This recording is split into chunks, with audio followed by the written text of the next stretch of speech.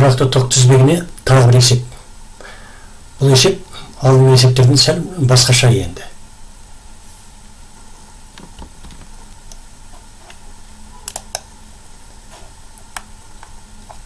Міне мына суреттегі электр тізбегі берілген.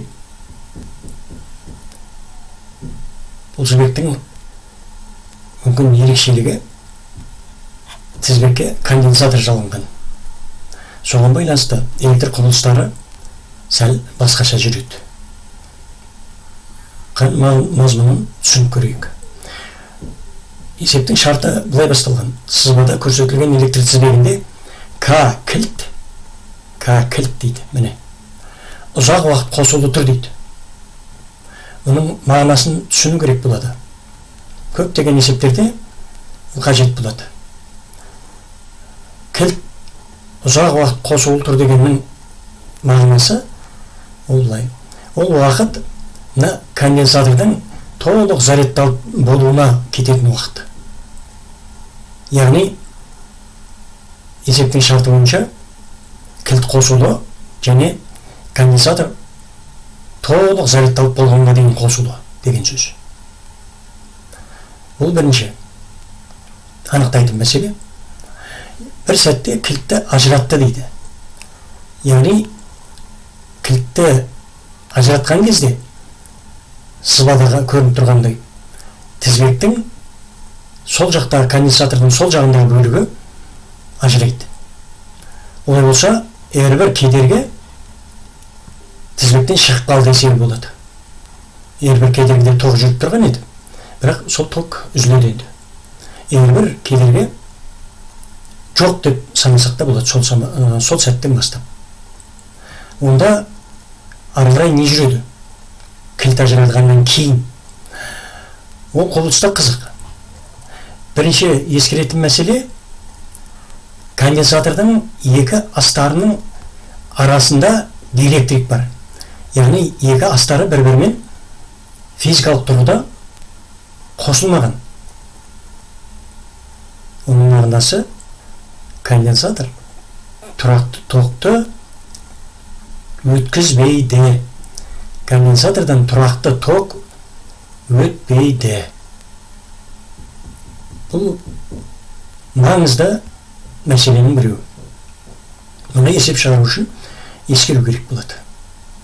Қазір көреміз, қалай ескереміз. Ал енді жаңағы физикалық құбылысты жалғастыратын болсақ, кілт ажырағаннан кейінгі әрбір кедергіден ток жүрмейді енді. Онда не болады дегенде, онда мынау конденсаторда біраз заряд жинақталған еді ғой. Ол жинақталған зарядты біз Q деп қойсақ, енді ол конденсаторымыз сол зарядты сақтап тұра бермейді. Ол қайтадан зарядтала бастайды. Өйткені тізбек өзгерді ғой. Олай болса, конденсатор қайтадан зарядтала бастайды. Қайтадан зарядталады деген сөз, ол конденсатордың сол жағында R2 кедергі арқылы конденсатордың астарына қарай ток жүреді деген сөз. Ол қай кезде жүреді ол ток? Ол ток конденсатор зарядталып болғанға дейін. Конденсатордың астарларына заряд жинақталып, толық зарядталып болғанға дейін R2 кедергі арқылы ток жүреді. Конденсатор белгілі бір уақытта толық зарядталып болғанда, оның астарларында Q2 заряд жинақталады. Сол уақытта ток жүреді. R2 кедергіден ток жүреді. Ол токты I2 деп белгілеп қойсақ болады. Немесе I дей сақсақ та болады. Міне сол ортада R2 кедергіден ток жүрген уақытта не жүретінін керек болады осы есепке. Ол үшін сұрақты оқиық. Кілтті ажыратқаннан кейін R2 резисторда қанша Q жылу бөлінеді дейді.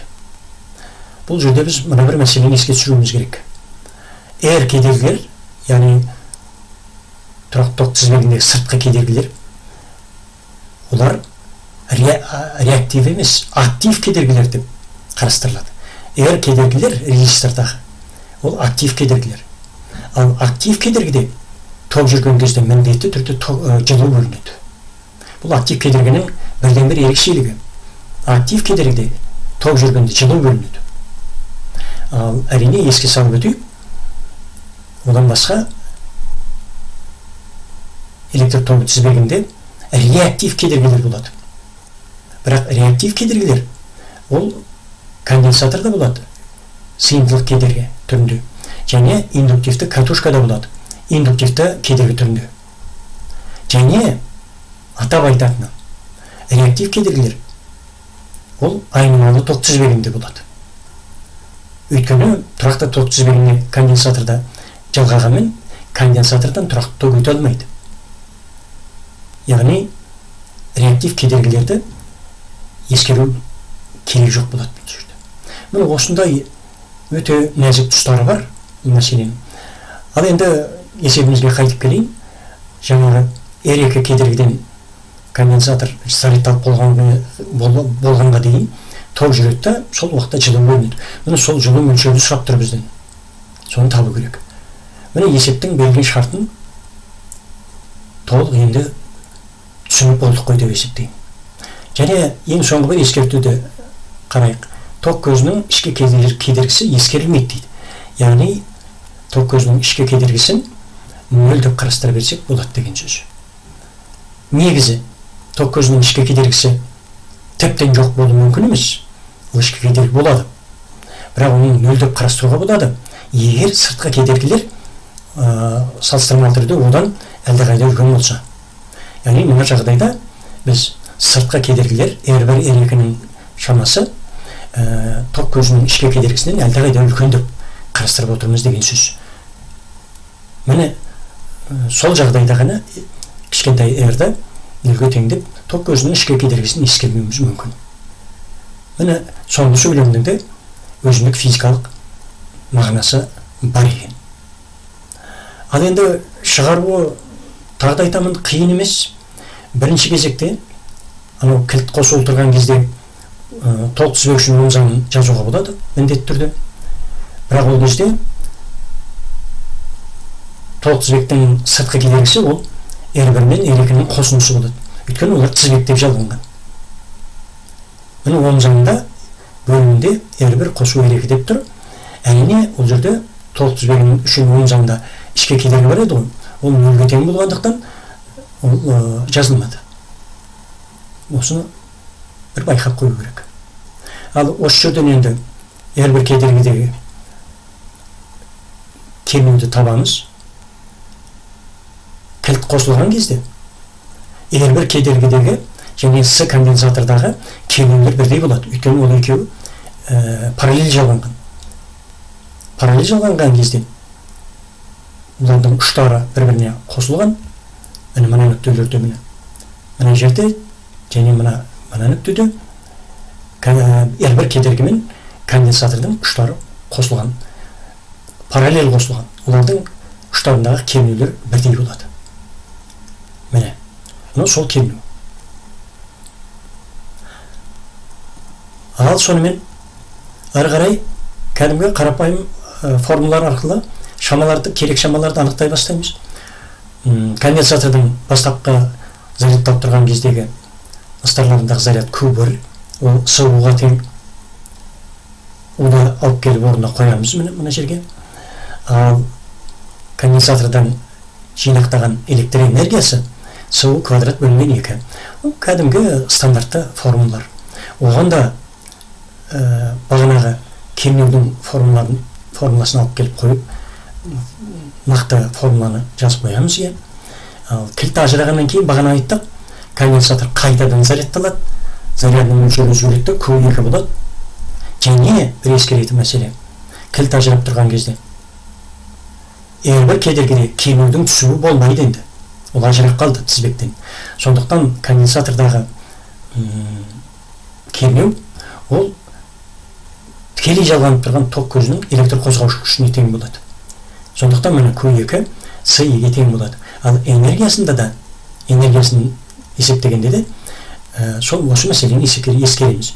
Міне С2 квадрат бөлінген 2.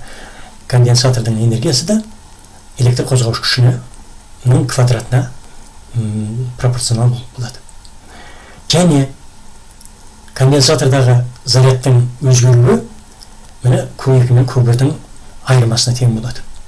Сол зарядтың өзгеруі кезінде R2 кедергіден ток жүрді және жылу бөлінді актив кедергіде.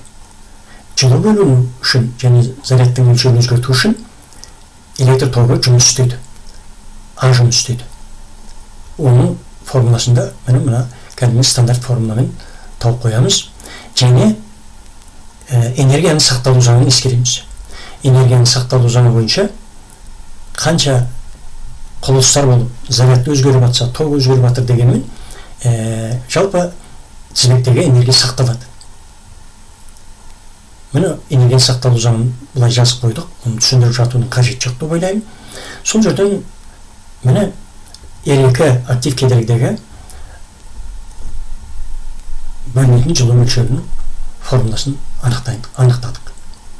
Тағы да айтамын, конденсатор қайта зарядталып жатқан кезде, сол зарядталып болғанға дейінгі уақытта конденсатордың оң жағындағы тұйық тізбекте ток жүреді. R2 кедергі арқылы өтетін ток. Сол кезде R2 кедергіден жылу бөлінеді. Ток жұмыс істейді және жылу бөлінеді. Бұл мына есептің негізгі түйінді мазмұны. Ал енді жылу мөлшерін есептеу ары қарай қиын емес. Осымен есебіміз тәмам. Барлық физикалық мазмұнға қатысты мәселе толық айтылды ғой деп есептеймін.